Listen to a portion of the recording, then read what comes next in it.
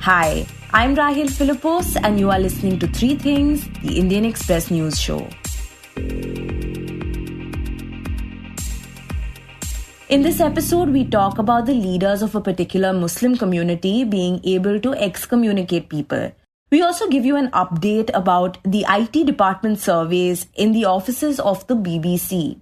But first, we talk about Tripura, where elections are going to take place tomorrow. And this time in the northeastern state, the old, the new and the shifting alliances have confused both voters and political analysts. Because on one hand, there is the incumbent BJP, which is in alliance with the indigenous IFPT.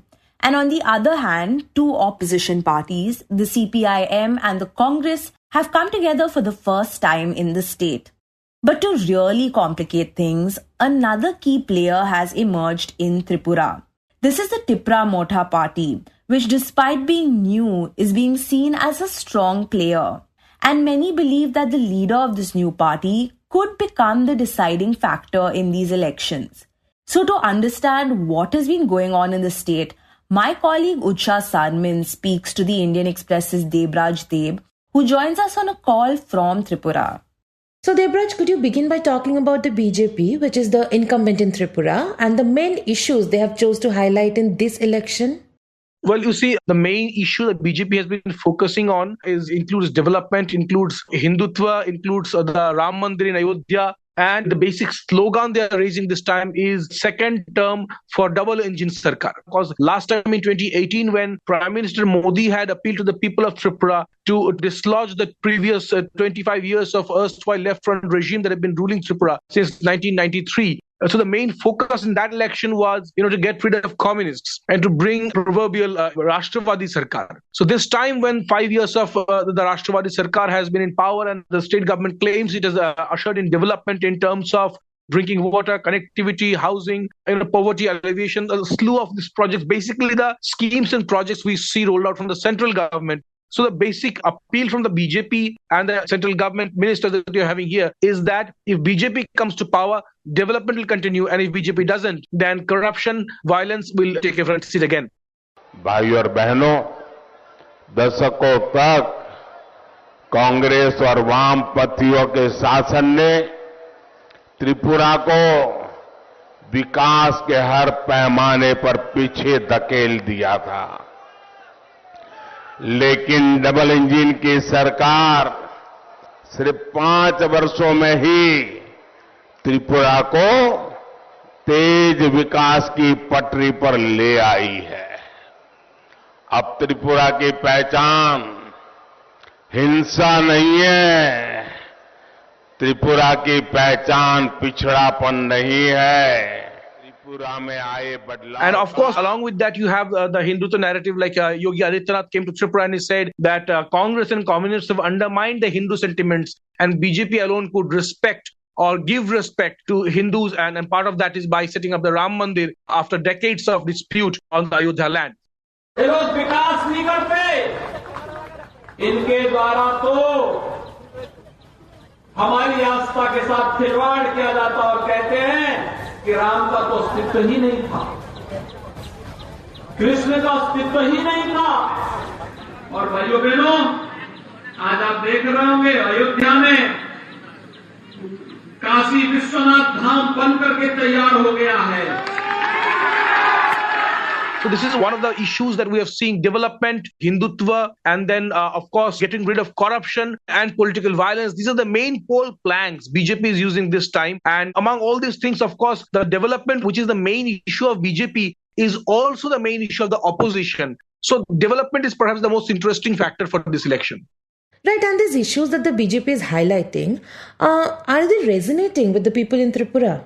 Well, you see, when you talk about the effect the campaigns are having on electorate, it is very tough to say right now. I spoke to a couple of people, some vendors, some shopkeepers, and tea stall people. But people are very tight-lipped this time. Unlike 2018, when there was a vocal mandate among the people that they wanted to get rid of the left, there was a huge anti-incumbency against Dadan Manik Sarkar government, which had been in power for 4 terms. But the BJP has just been in power for 5 years. And we are seeing there are huge rallies in the opposition huge turnout in the opposition rallies. But people have a history, they have a memory of alleged, corruption, violence, and political crimes in the left regime. So a large number of people are actually still seen in the BJP rally. It is tough to say whether these people are coming, out of their own volition or something, because the opposition has been alleging that they were coerced to come. And we remember in last 2018 elections, there were huge rallies, a huge turnout in Manik Sarkar's rallies, Sitaram Yechury's rallies in Agartala, but the left was virtually washed out. From 51 MLAs, the left came down to 16. So this time also we are seeing huge gatherings in both ruling and opposition sides. It's very tough to say how the electorate is taking the effect. And talking about the opposition, the CPIM and the Congress, they have come together for the first time in Tripura despite their past conflicts. So tell us about that. So basically, left and Congress have a very long history of violence. Both parties have accused each other of political violence, murders. This time, however, they feel that BJP poses a much graver threat to people at large. And the opposition leaders, like we have State Congress President Birjit Sinha, we have got State CPM Secretary Jitendra Chaudhary, and Manik Sarkar, who is the Politburo member. So all of them have been telling one single narrative, that BJP is a risk for democracy, for rule of law, and under BJP's watch, Constitution has become defunct in Tripura. So their basic fight is to restore law and order, restore democracy, and restore rule of Constitution. Of course, the development, etc., it is very much essential. But unless rule of law and the democratic environment that does not prevail, then nothing happens. So that's why to defeat this anti-people and also the party which does not have any respect to the Indian constitution, this government must go. This party should. And you mentioned that the BJP has been focusing on development. So what are the kinds of things that the left and the Congress are promising? Well, you see, there have been a host of electoral promises that the left has rolled out, but most of these are basically the traditional left political, standpoints. Like they have a promise to stop the new pension scheme and bring back the old pension scheme, which they were a long time proponent of. And they have a promise to stop privatization of any educational institution in Tripura. And they have alleged that under BJP's watch, several public schools were actually partially privatized or handed over to private organizations for management. So basically, these left usual political standpoint we see, anti-privatization, pro-farmer and pro-youth, all these activities. And the left has also promised almost 2.5 lakh jobs in both government and private sector if it is voted to power. So there are some subtle similarities, I must say, between the Congress and the left manifestos as well. The Congress manifesto has surprisingly also said that it would cancel the new pension scheme and it would bring back the old pension policy. It has also said that it would roll out certain number of jobs if it comes to power. And it has also said that both left and Congress have made sure in its manifesto that their main agenda would be to give an accountable, corruption-free, violence-free government, and the rule of law and democracy would be restored in Tripura, which they claim is absent in BJP's rule. So these are the basic things that left and Congress have played up in their manifesto so far. Okay, and Debraj, another key player that has emerged out of Tripura is the Tripura Motha party. And many believe that it could become a kingmaker in these elections. Could you explain why that is the case? Yeah, very rightly said. Tripura Motha party, which is ruled by the head of the erstwhile royal family of Tripura, his name is Mr. Pradyot Kishore Manikya Debarma, and it has emerged as a dark horse for Tripura's election this time. It is considered by many experts to be having the potential of becoming the kingmaker this time. And this is partially because, you see, over the last 2 years, Tripura has basically brought in all the tribal parties that were in Tripura under its one single umbrella. So basically right now, out of Tripura's 60 assembly seats, 20 are reserved for tribals. And Tripura Motha is seen as the prime challenger in these constituencies, and particularly because BJP, CPIM, Congress, all of these parties were seen trying to strike a deal with Pradyot Kishore, who is the leader of Tripura Motha. But Pradyot, who is riding the elections on his slogan of Greater Tripura Land, which is basically a kind of a state inside a state and an autonomous state demand. So he is trying to put forth the idea that without a written agreement on his demand, he would not ally with anyone. और जब तक हमें writing में ये assurance नहीं दिया जाएगा, हम किसी के संग अलायंस नहीं करेंगे. हमारा जो ग्रेटर त्रिपुरा लैंड का मूवमेंट है, उसको हम निगोशिएट नहीं कर सकते हैं कोई पोस्ट के लिए और कोई अलायंस के लिए, जब तक हमारे लोगों को आश्वासन राइटिंग में नहीं दिया जाएगा for a constitutional solution. So far, there has been no written agreement. Tripura Motha is fighting the election on their own. But Home Minister Amit Shah was seen to hold 2-day dialogue with Tripura Motha Chief Pradyot Kishore at Delhi. The dialogue did not become, fruitful. But after that, we have seen the BJP has been claiming that Tripura Motha is actually maintaining clandestine links with the Communist and Congress parties from behind. So automatically, we can understand that there has been a rising influence of Tripura Motha. And judging by the fact that Motha has become the first tribal regional party in Tripura to have fielded candidates outside their traditional, tribal bastion. The party has fielded 42 candidates this time, and Tripura only has 20 reserved seats. So it has fielded 22 candidates in 22 seats, which are not reserved for tribals, a first time for Tripura politics ever. So definitely, experts are feeling, the political watchers are feeling that Motha might become the kingmaker, if not the king itself. And by that, do they mean that Tripura Motha will form an alliance with whichever party gets the majority and accepts the demand for a greater Tripura land? Well, that is one of the ways to think about it, yes. But basically, you see, Pradyot has clarified on this issue that unless any party gives him a written agreement on Greater Tripura land, he would rather sit in the opposition. And in one of his media interviews, he said that he would rather support the left Congress partnership from outside, and his MLAs would not become a part of the cabinet unless he was given a written assurance. So this depends on actually out of the 60 seats that we are going on post tomorrow. It is very crucial to see if any party is getting single majority, because that is where Pradyot comes in. He has claimed earlier that no party in Tripura would be able to form government without Tripura Motha, which basically indicates that he is expecting a hung assembly in the state this time. Right, and finally, Debraj, you have been covering Tripura for years now. So, is there anything that really stands out to you about these elections? Well, the question that stands out in this election has got to do with your first question, actually. The voters are seen as very confused this time. This is the first time in Tripura's electoral history that the nomination submission deadline had crossed and, the withdrawal period is over.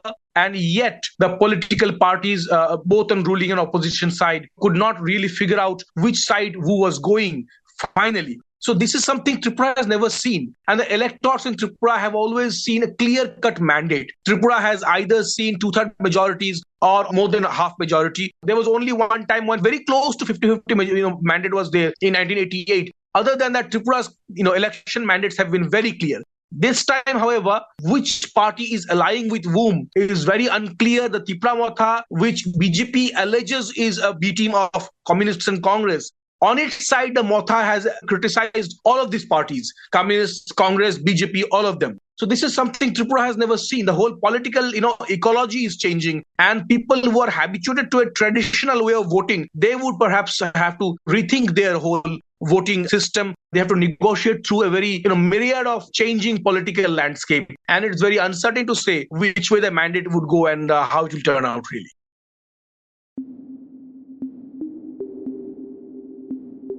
And next we talk about the Dawoodi Bohra community. Dawoodi Bohras are Shia Muslims with more than 1 million members around the world. And for the last 400 years, the leaders of this community have been based in India. These leaders hold a lot of sway over this community and even have the right to excommunicate a member. By doing this, the member is no longer allowed to enter a mosque belonging to the community or access a burial site. Now, this has become a contentious issue for the Dawoodi Bohras, and some members believe that these leaders should not have these rights. And this has led to a long-drawn battle in the Supreme Court. To talk about the legal battle and arguments made by both sides on the issue of excommunication, the Indian Express's Sadaf Modak joins us today. Right, so to start with, Sadaf, why are we talking about the Dawoodi Bohra community today, and why are they in the news right now? So, Dawoodi Bohra members are actually in the news because of a petition which was heard recently by the Supreme Court.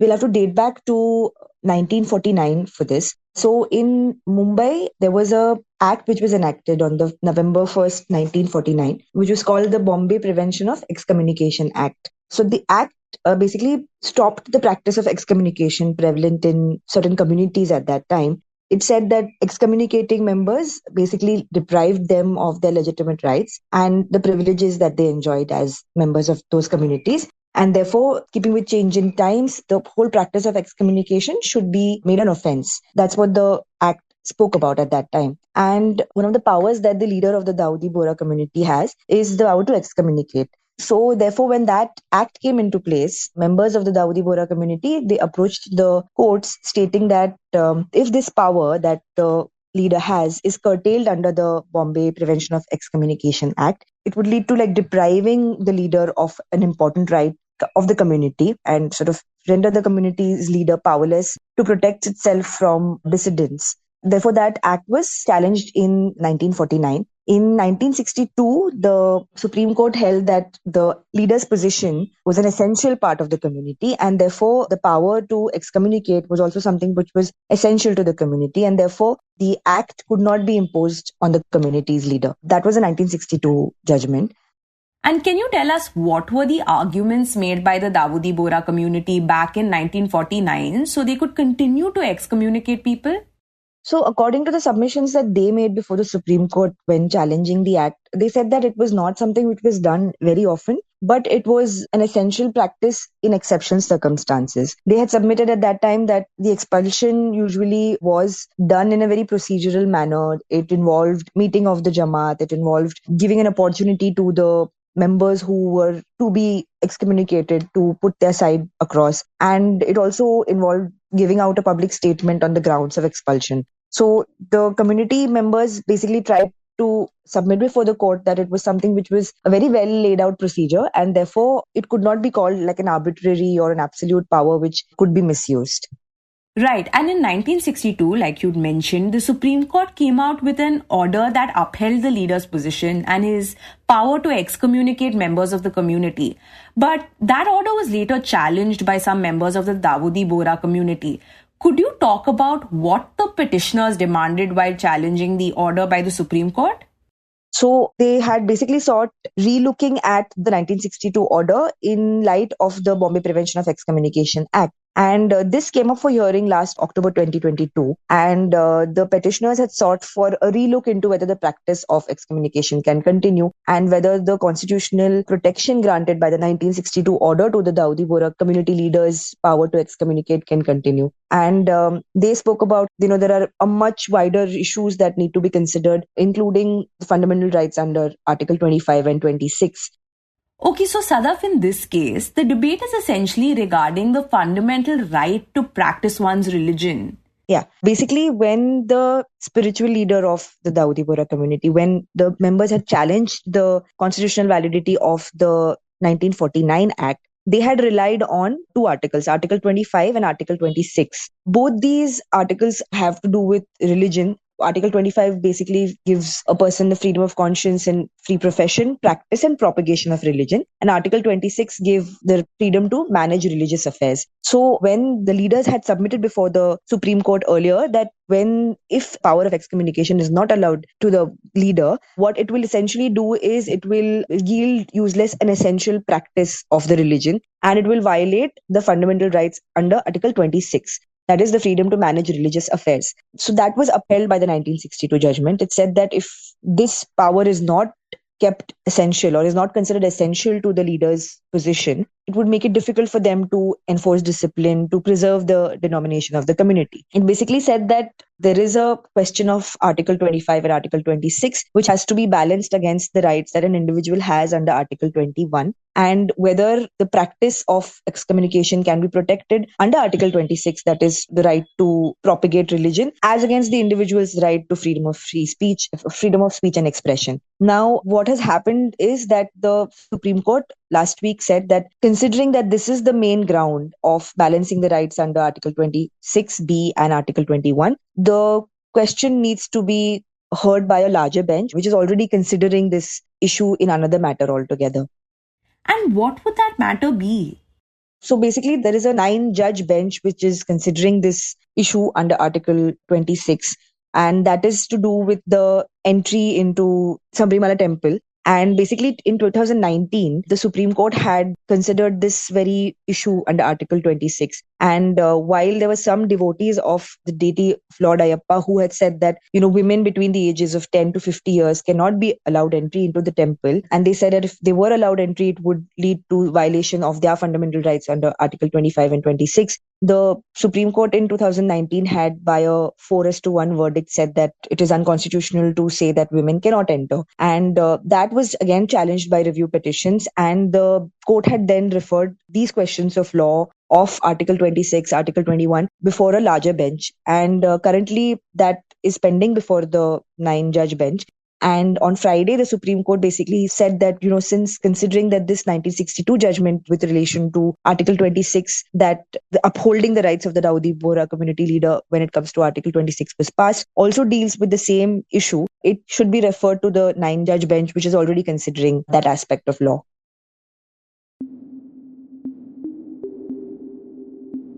And in the end, we give you an update on the survey in BBC offices. Yesterday, the IT department started conducting surveys in the premises of the BBC, that is the British Broadcasting Corporation, in Delhi and Mumbai, in connection with alleged tax evasion and irregularities. While the BBC said it was fully cooperating with the tax authorities, the surveys triggered a war of words between the opposition and the BJP. Criticizing the IT department's move, Congress leader in charge of communication, Jairam Ramesh, said that there are demands for a joint parliamentary committee on the Adani issue, but the government is going after the BBC. यहाँ हम JPC की मांग कर रहे हैं अडानी के मामले में और वहाँ सरकार बीबीसी के पीछे पड़ी हुई है विनाशकाले विपरीत बुद्धि. Meanwhile, the BJP hit back by labeling the BBC the most corrupt corporation in the world. ये कहना गलत नहीं होगा. बीबीसी के अगर कृत्य देखें, जिसके उदाहरण मैं आपके समक्ष अभी पेश करूंगा, तो ये पूरे विश्व की सबसे भ्रष्ट बकवास कॉर्पोरेशन हो गई है. और दुख की बात यह है कि बीबीसी का प्रोपेगेंडा और कांग्रेस का एजेंडा एक साथ मेल खाता है. The tax department's action came weeks after the British broadcaster released a documentary on the 2002 Gujarat riots titled India, the Modi Question. A day after the BBC aired the first part of the 2-part documentary focusing on Prime Minister Narendra Modi and his then state government's response to the 2002 Gujarat riots, the government called it a propaganda piece which lacked objectivity and reflected a colonial mindset. Let me just make it very clear. We think this is a propaganda piece designed to push a particular discredited narrative. The bias, a lack of objectivity, and frankly, a continuing colonial mindset is blatantly visible. If anything, this film or documentary is a reflection on the agency and individuals that are peddling this narrative again. It makes us wonder whether about the purpose of this exercise and the agenda behind it. And frankly, we do not wish to dignify such efforts.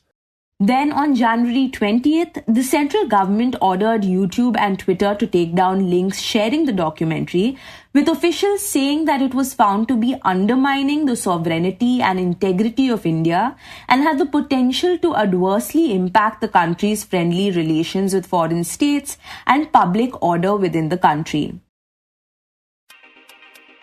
You were listening to 3 Things by the Indian Express. Today's show was hosted by me, Rahel Philipose, and Utsa Sarmin, and written and produced by Utsa Sarmin with the help of Shashank Bhargava. It was edited and mixed by Suresh Pawar. If you like the show, then do subscribe to us wherever you get your podcasts. You can also recommend the show to someone who you think will like it, share it with a friend or someone in your family. It's the best way for people to get to know about us. You can also tweet us at Express Podcasts and write to us at podcasts@indianexpress.com.